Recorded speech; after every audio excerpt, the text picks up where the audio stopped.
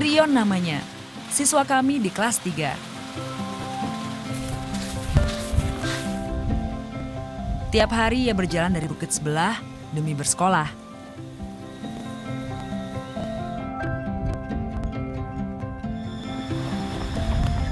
Ada banyak anak lain seperti dirinya. Rumah-rumah masyarakat yang tersebar posisinya membuat perjalanan ke sekolah menjadi tantangan tersendiri. Tapi Dirion selalu tiba paling pertama.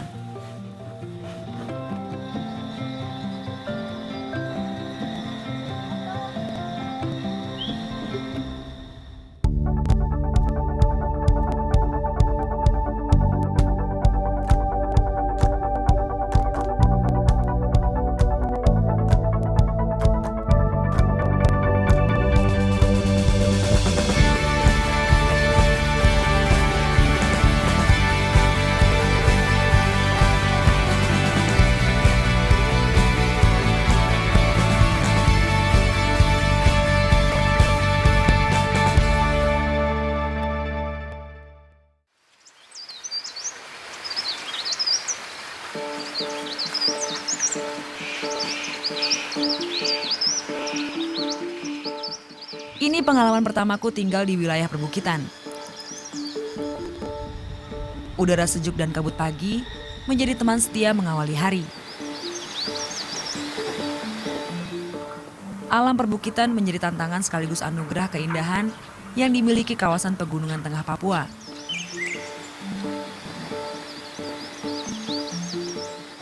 Inilah lembah Baliem yang terbentang dari barat laut sampai tenggara Papua. Daerah ini dikelilingi puncak-puncak pegunungan dengan ketinggian 2 hingga 4.000 meter.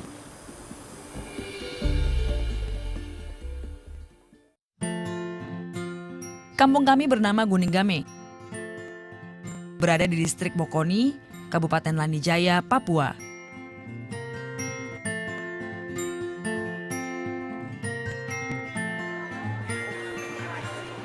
Dari Jayapura, transportasi udara menjadi satu-satunya pilihan menuju Wamena. Pesawat beroperasi 3 kali sehari, menempuh perjalanan 45 menit.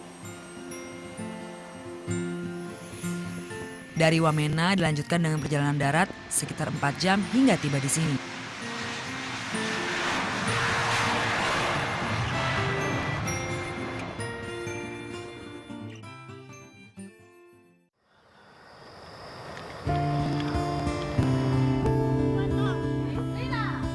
Konflik panjang yang menimpa Papua selama lebih 50 tahun terus saja terasa hingga ke kampung ini. Guningame pun disebut daerah merah, wilayah yang dianggap rawan keamanannya. Pagi menjadi fase menentukan berapa banyak siswa yang akan datang mengikuti pelajaran.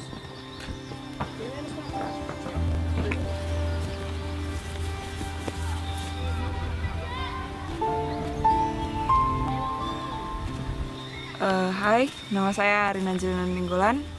Saya di sini bersama 2 teman saya. Yang ini Bapak Guru Fahri Roji. Yang di sebelah kiri saya Ibu Guru Yulhana Sondang Napitupulu. Kami bertiga dari Medan. Kami adalah SM3T yang mengajar di SD Negeri Guningame.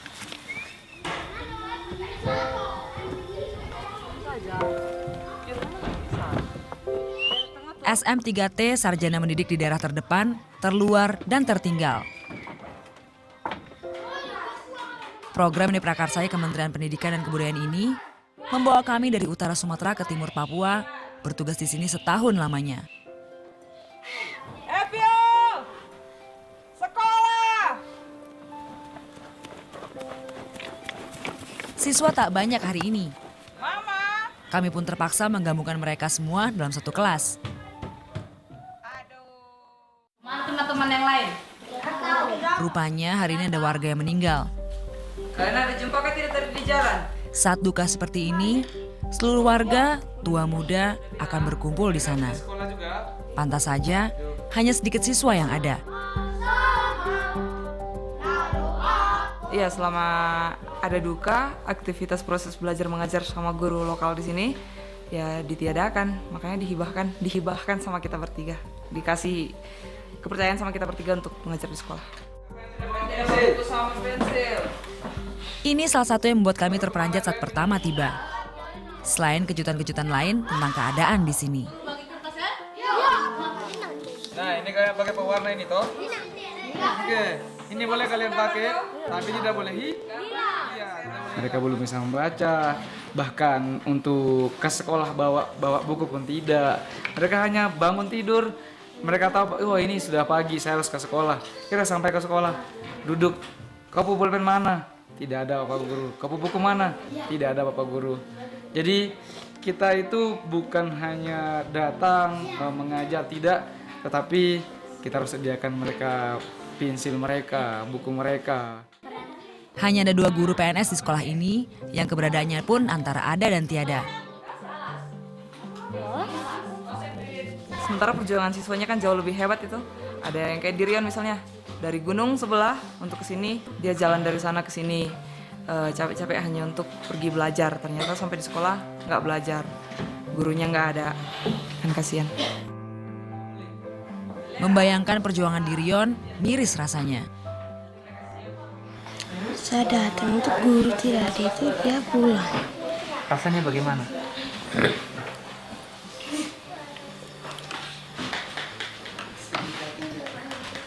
Sedih, Kenapa sedih? guru tidak ada. Yuk.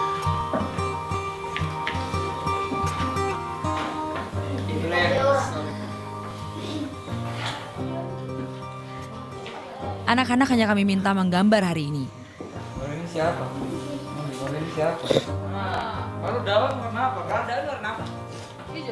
Gambar mereka tak jauh-jauh dari yang biasa dilihat sehari-hari.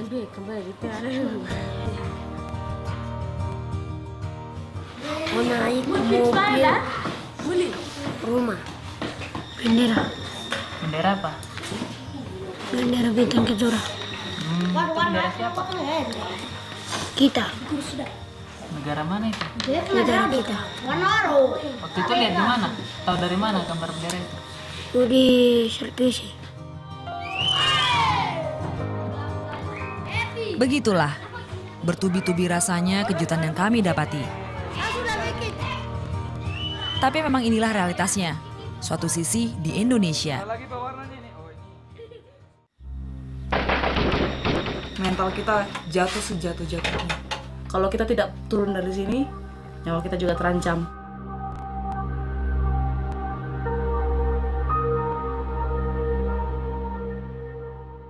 Hanya di NET.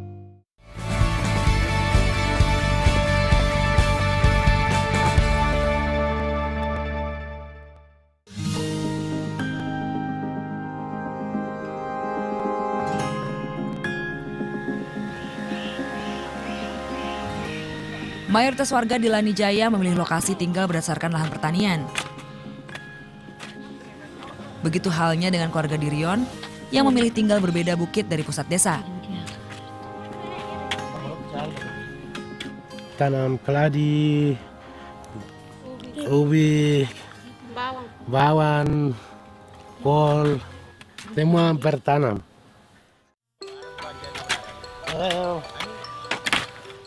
Pertanian telah berkembang sejak 7 hingga 6.000 tahun lalu di sini. Orang-orang Dani selalu melibatkan seluruh anggota keluarga termasuk anak-anak.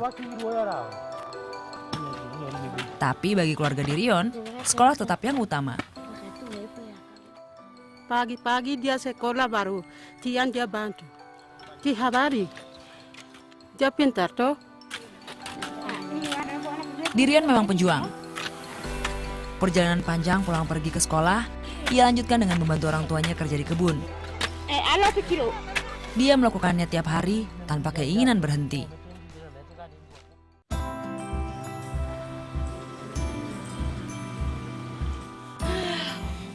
Hari ini aku dan Yul berkunjung ke rumah Dirion. Dirion! Ay, kau punya rumah sungguh jauh ini, aduh. Lagi kerja sebentar. Kita ke Honai, Mama, Bapak.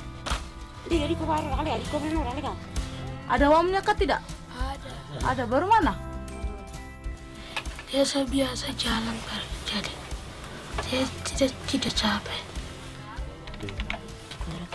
Pegawai camat pencap Lalu penyawa bupati. Baru kalau hujan air masuk ke tidak? Kesempatan bertandang seperti ini membuat kami semakin mengenal gaya hidup orang Dani. Baru uang ada berapa, Mama? Honai, rumah mereka di sini, memiliki banyak fungsi sebagai sumber kehidupan. Di dalam honai itu mereka masih bisa berternak. Seperti ada yang melihara kelinci kalau dia yang dibikin papan.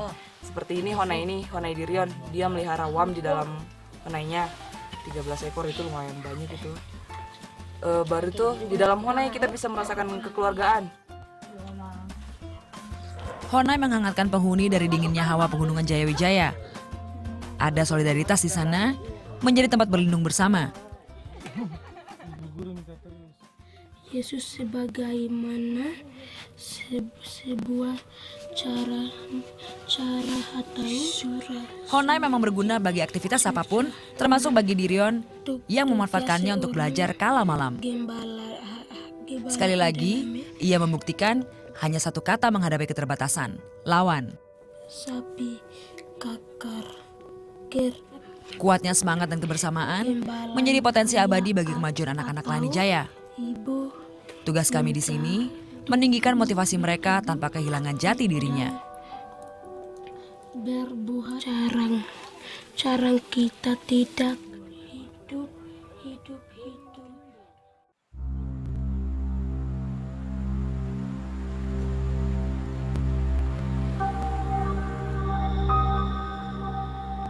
Sayang, harmoni kehidupan di sini kerap ternodai oleh situasi keamanan yang telah lama tak kondusif. Sore tadi terdengar beberapa kali letusan senjata tak jauh dari sini. Awalnya sih siswa sih tadi. Dia bilang, "Ibu guru kita pulang. Kenapa pulang? Itu ada suara di sana di bawah." Lebih takut dari yang sebelum-sebelumnya. Karena sekarang kan udah didengar gitu.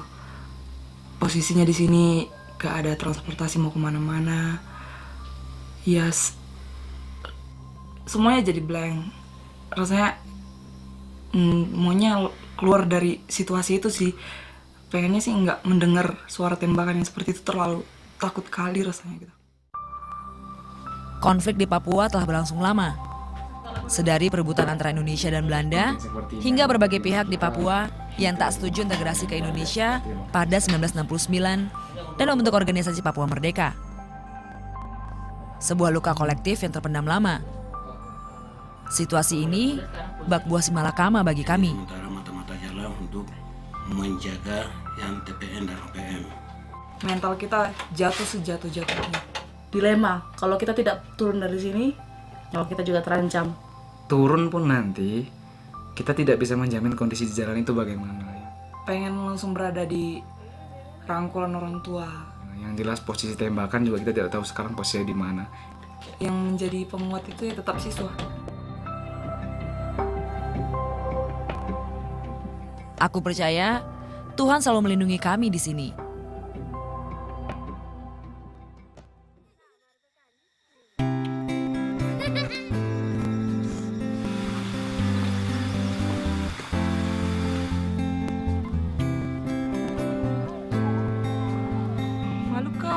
Pagi ini, anak-anak berkumpul di rumah. Peristiwa kemarin kembali membawa pengalaman pahit bagi mereka.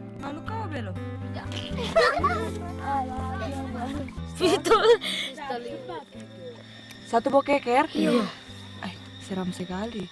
Baru kalian tidak takut kak? Takut, kita lari langsung. Lari lanjut. Kita main bola di sini toh Yo, kemarin. semalam. Jadi ini kita lihat laki-laki tuh. Lihat lagi-lagi. Iyo. Orang kah itu.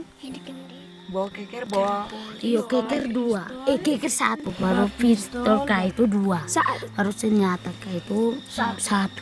Panjang. Panjang. Iya. Ih. Anak-anak ini pasti trauma. Bilang sama teman-teman yang lain 2 tahun lalu teman mereka meninggal tertembak peluru nyasar.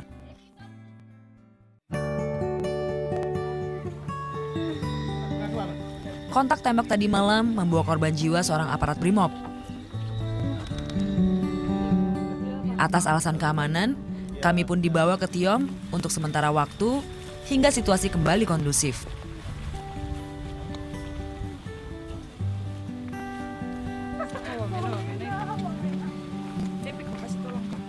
Layak kiranya kita bertanya, mau sampai kapan korban terus berjatuhan? Bagaimana agar mereka pun merasakan nikmatnya kedamaian?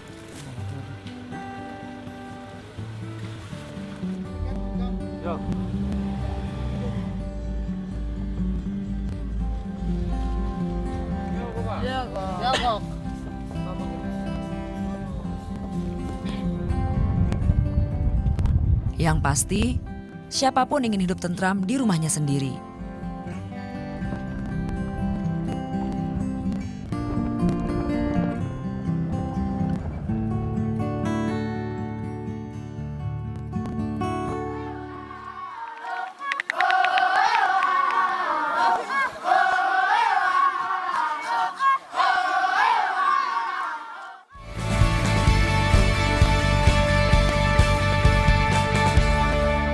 Diner.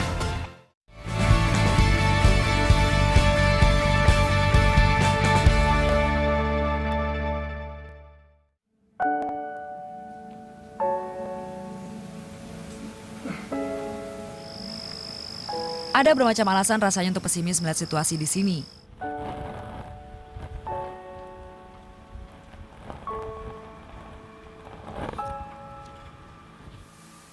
Tapi kami tak pernah ragu untuk terus usaha mengubah keadaan.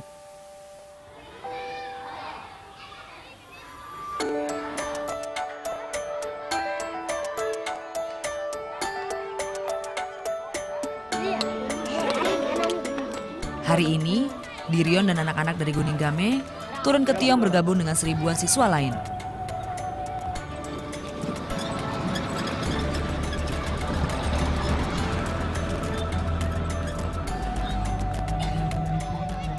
Inilah Gema 1000 Anak Lani Jaya yang kami inisiasi bersama teman-teman SM3T, Universitas Negeri Medan lainnya. Situasi di Tiom sebenarnya belum sepenuhnya kondusif pasca penembakan beberapa hari lalu.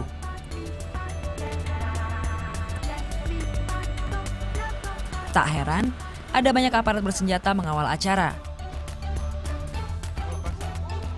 Suatu syarat karena mengundang banyak pejabat.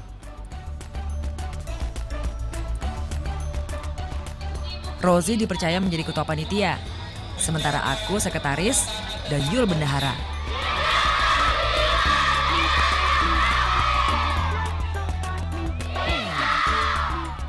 Kami ingin semangat meningkatkan kualitas pendidikan terus bergelora di sini.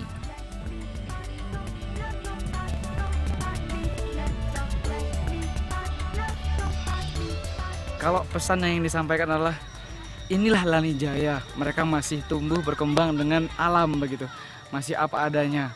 Tolong pemerintah perhatikan kembali Lani Jaya, jadikan Lani Jaya ini merupakan satu daerah zona pendidikan yang lebih diperhatikan lagi begitu.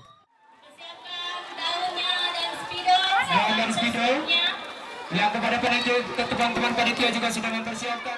1000 anak ini menuliskan pesan untuk Menteri Pendidikan di atas daun kelapa hutan yang banyak terdapat di sini. Kami tak mengarahkan mereka, semua bebas menuliskan apa saja.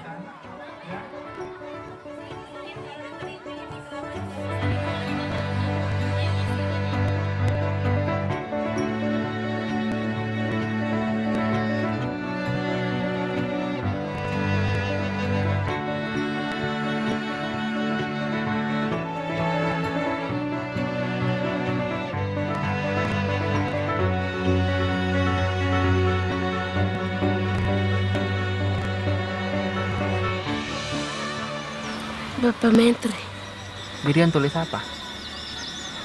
minta sepatu. Kenapa Dirion mau sepatu? Ya pakai di sekolah. Ya kakinya tidak sakit. Bagiku ini tak lagi sebatas program. Keadaan mereka adalah tanggung jawab kita bersama, tiap orang terdidik di Republik ini. Pengalaman baru bagi Dirion dan mayoritas anak-anak ini akan mereka bawa pulang, meneguhkan motivasi meraih mimpi.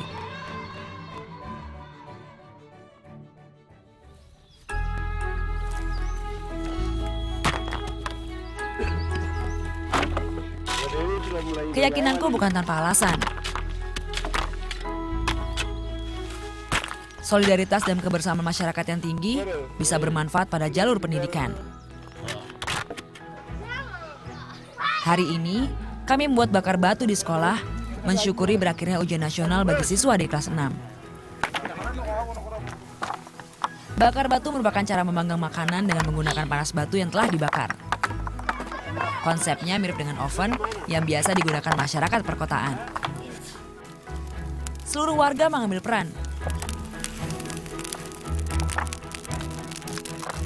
Para bapak membuat bara, sementara mama-mama menyiapkan ipere yang menjadi menu utama.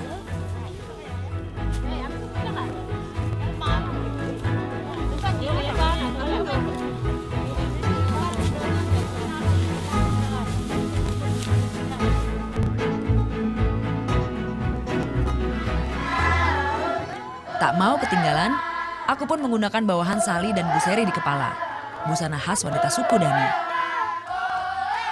Tugas kami menghibur para orang tua yang membuat bakar batu.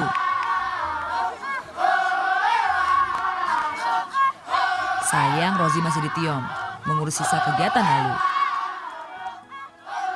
Itu kan ini bakar batu itu ini galai mereka kerja kebun, undang kerja kebun baru itu biasa masak begini.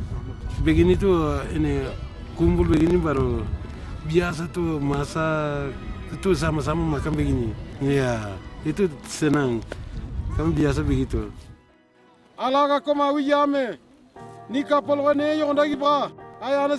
Puncak syukur ini kami akhiri dengan ibadah bersama. Ini suasana yang mahal harganya. Momen-momen berharga di sini dalam masa tugas yang berakhir tak lagi lama.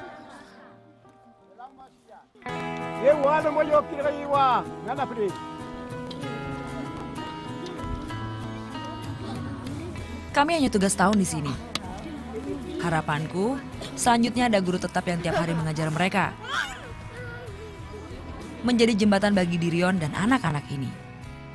Indonesia masih seperti ini, masih ada di tanah timur yang belum tahu hidup itu apa, akar itu apa. Kan kasihan, maunya tetap ada generasi penerus kita biar bibit yang udah kita bawa ke sini itu tumbuh dengan subur. Jangan dibiarkan bibit yang kita tanam itu mati busuk begitu aja. Aku sadar di balik suasana yang tenang ini tersimpan bom waktu yang kapan saja bisa menderu. Kita berharapnya apa yang ada di barat, di Indonesia Barat, contohnya Sumatera, Kalimantan, Jawa, itu dirasakan juga oleh anak-anak di Papua gitu. Kemerataan pendidikan, perhatiannya juga. Berharapnya ini akan secepatnya berakhir dan anak-anak di Papua ini merasakan juga apa yang menjadi hak mereka sebagai anak Indonesia begitu. Dialog bisa menjadi proses penting memulai Papua damai. Esensinya duduk setara, memiliki keinginan yang sama, menyelesaikan masalah Papua.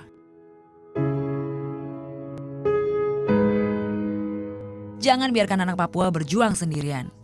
Negara harus hadir pada bagian yang mereka butuhkan. Pendidikan bisa menjadi jalan demi kehidupan lebih baik yang bisa mereka dapatkan. Nama saya Dadenda, saya mau menjadi pilot. Saya membawa pesawat di Gunung Game. Nama saya Deni Wenda, saya mau jadi ibu guru. Anak saya mengajar anak-anak supaya pintar. Nama saya Epi Wenda, saya mau jadi suster. Saya merawat orang yang sakit. Nama saya Muli Kubaya, saya mau jadi pilot bawa orang-orang ke Wamena. Nama saya Raul. Saya mau polisi biar Tion aman. Nama saya Dirion Morib. Saya menjadi camat bangun SD Negeri Gunung Game. Dengan menciptakan dan menjamin keadilan, niscaya perdamaian akan tercapai. Damai itu adil, adil itu indah.